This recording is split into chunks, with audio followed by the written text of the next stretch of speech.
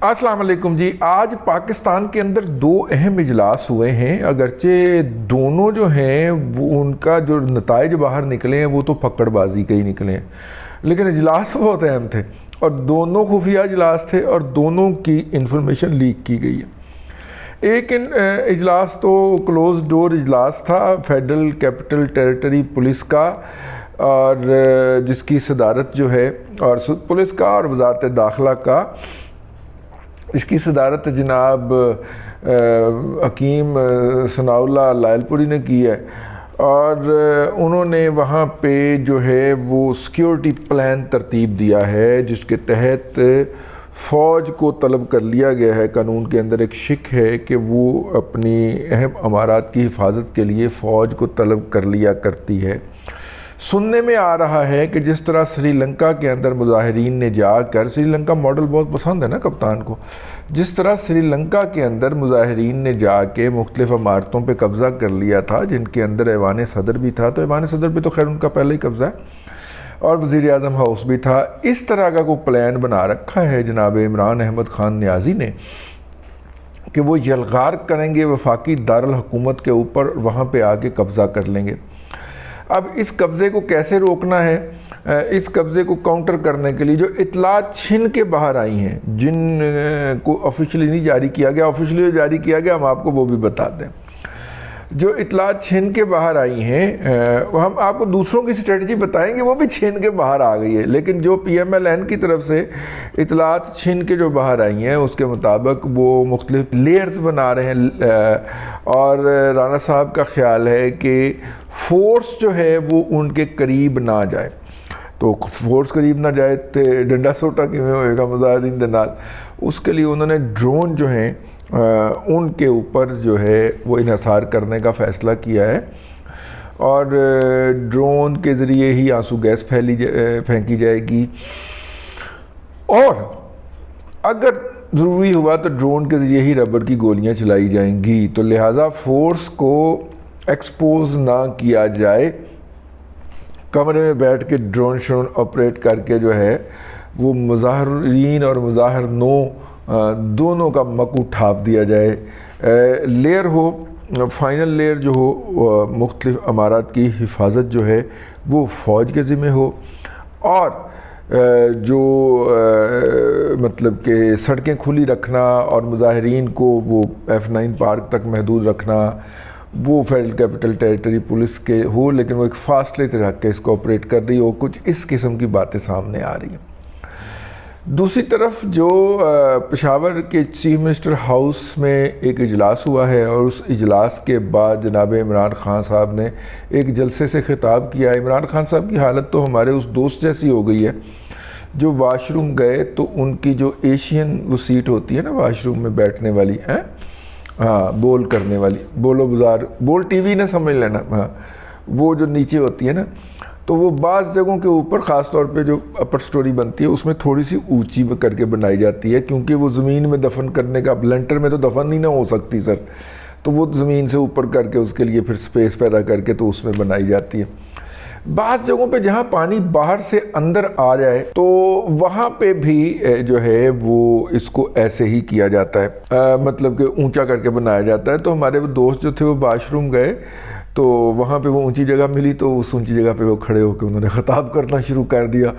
بڑی مشکل سے ان کو منا کے واپس لائے کہ نہیں یہ جلسہ گاہ نہیں ہے. عمران خان کی بھی یہی حالت ہے کہ اسے جہاں پہ موقع ملے وہ خطاب کرنے کھڑے ہو جاتے ہیں.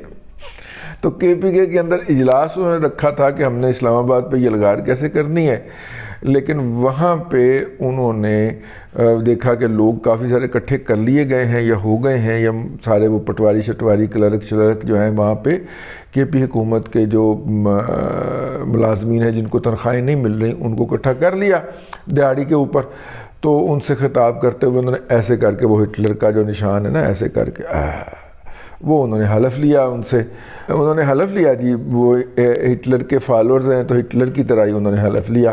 اس پہ کسی میرے جیسے بندے نے جو ہے وہ آواز کس دی کہ اے جناب لنڈے دا ہٹلر آ گیا. تو خیر جناب عمران احمد خان نیازی صاحب جو ہیں انہوں نے وہ حلف لیا ہے. وہاں پہ جو پشاور میں اجلاس ہوا ہے اس حوالے سے، اس کے اندر جو ہے وہ اہم باتیں ہیں. پہلی تو بات یہ ہے کہ بلڈ اپ شروع کر دیا جائے گا بنی گالہ کے ارد گرد جو لوگ لیٹے سوئے ہوئے ہیں ان کے اندر آہستہ آہستہ اضافہ ہونا شروع ہو جائے گا. کچھ ٹیمیں آ کے ان کو جوائن کر لیں گی.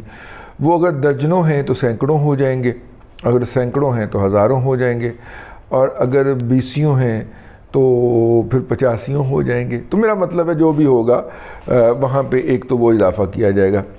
دوسرا کے P house, Gilgit Baltistan house اور کشمیر ہاؤس، یہ تینوں، اور پنجاب ہاؤس، یہ چاروں جو ہیں یہ وہاں پہ بہت بڑے بڑے گیسٹ ہاؤسز ہیں جو کہ حکومتوں کی ملکیت ہیں. ان کو خالی کروا لیا گیا ہے اور بڑے چپکے سے جو لوگ ہیں وہ جنرل اس کے اندر پیسنجرز کے اندر بیٹھ کے اور ان کو آنے جانے کا خرچہ دیا جائے گا. تو وہ ان ہاؤسز کے اندر پہنچ کے پناہ گزین ہو جائیں گے مظاہرے والے دن سے قبل. اس کے علاوہ بنی گالہ اور یہ جو ہیں یہاں پہ وہ آئیں گے. اس کے علاوہ پریزیڈنسی کے اندر جو انیکسیز ہیں وہاں پہ بھی لوگوں کو ٹھہرانے کا انتظام کر لیا گیا ہے. تو یوں جب یہ سارے انتظامات مکمل ہو گئے ہیں تو اب جناب عمران خان صاحب جب لینڈ کرنے کا اعلان کریں گے، ان کا خیال ہے کہ رانا ثناء اللہ صاحب کی نظریں لگی ہوں گی موٹر وے کی طرف یا جی ٹی روڈ کی طرف کہ وہاں سے لوگ آئیں گے تو یہ لوگ باہر سے نکل کے آ جائیں گے. دوسرا جو اس کے اندر کہا گیا کہ اس میں جتنے بھی یہ مارننگ شو کے جو منگلوار تے بدھ منگل والا تے بدھ والا تے جمعرات والا، یہ تمام جتنے بھی دوسرے شہروں میں ہیں لاہور اور کراچی کے اندر جو ان کے میڈیا ٹاؤٹس ہیں ان کو کہا گیا ہے کہ وہ اپنے شوز لے کے اسلام آباد کے اندر ڈیوٹی لگوا لیں. کوشش کریں کہ وہ اسلام آباد آ جائیں. اگر کوئی اینکر لاہور بیسڈ پروگرام کرتا ہے تو وہ اپنی انتظامیہ کو کہے کہ جی میں یہ پروگرام جو ہے نا اگلے 2 ہفتے کے لیے اسلام آباد سے کرنا چاہ رہا ہوں، تو آپ اسلام آباد والا اسٹوڈیو مجھے دے دیں. اب ہر ادارے کا اسلام آباد میں اسٹوڈیو تو ہے، تو وہ یوں اس کی ڈیوٹی وہاں پہ ہو جائے تو وہ بھی ایک رونق لگ جائے گی. رات کو ناچ گانے کے اندر، پارٹی کرنے کے اندر جو ہے نا وہ بڑا مزہ آئے گا. تو یہ اس کے علاوہ جو ہے انہوں نے اپنی جو عثمان ڈار طرح کے جو ہے نا وہ سر کے اوپر اپنا کپڑا باندھ کے سستا قسم کا سنی دیول بن جاتا ہوں. آج میرے منہ تے نہ آ ہی گیا آج ولاگ کے دوران. سستا قسم کا سنی دیول جو بنتا ہے عثمان ڈار جڑا اس جیسے جتنے بھی ان کے پائے جاتے ہیں پورے شہر ملک کے اندر، ان کو بھی کہا گیا ہے کہ وہ بھی اسلام آباد پہنچ کے تم مورچے سنبھال لیں تاکہ اس دن رانا صلاح ان کو جی ٹی روڈ پہ یا موٹر وے پہ تلاش کرتا رہے اور یہ اندر پیچھے سے نکل کے سامنے آ جائیں اور یوں آئی تئی پھیر دیں. یہ 2 اجلاسوں کی کہانی ہے جو میں نے آپ کو سنانی ہے اور تقریباً سنا ہی دی ہے. اب اس حوالے سے جو ہے جو اب دیکھ لیتے ہیں کہ بیانات کیا آئے. جناب عمران خان صاحب نے تو یہ والا حلف لیتے ہوئے جو تصویر ہے وہ جاری کر دی ہے، اور اس حلف کے جو ہے اس کے اندر انہوں نے کہا ہے کہ جان قربان کریں گے، یہ کریں گے، وہ کریں گے. اپنے لوگوں سے حلف لیا ہے.